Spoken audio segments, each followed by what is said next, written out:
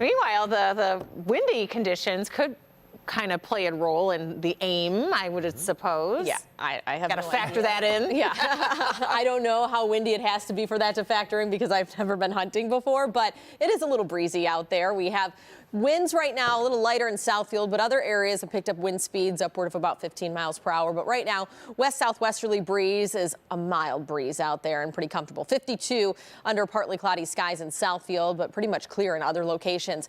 50 in Sandusky at this hour. If you are in Lapeer, 57, 54 at Metro Airport, 55 down in Monroe.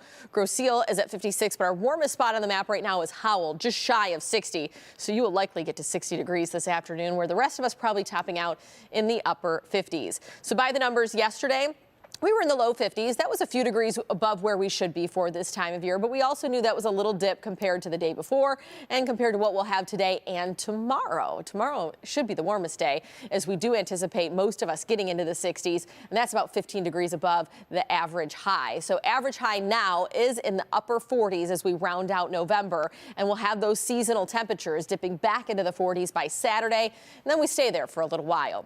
Let's look at clouds and radar at this lunch hour, because we've been peeling back the cloud cover here across lower Michigan, and skies have remained pretty clear across the plains, but we are starting to pump in some cloud cover, all part of the stronger system in the Pacific that's going to bring rain showers, maybe some flooding to the coastline of California, some mountainous snow in the Pacific Northwest, and then as we look down to the Gulf Coast and especially Florida and Miami, some heavy rain coming down there as well. But we don't see the raindrops until Friday. So we have clear skies out there throughout the afternoon, topping out probably 59 degrees at 3 and then 58 at 4. You get the picture there. Southwesterly winds will be sustained up to 15 miles per hour, but we could see them peak as far as the gusts around 20.